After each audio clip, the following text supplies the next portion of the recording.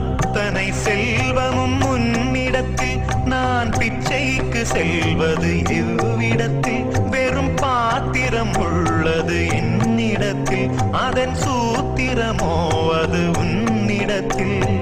ஒரு முறையா இருமுறையா பல முறை பல பிறப்பெடுக்க வைத்தாய் புதுவினையா பழவினையா கணம் கணம் தினம் என்னை துடிக்க வைத்தாய்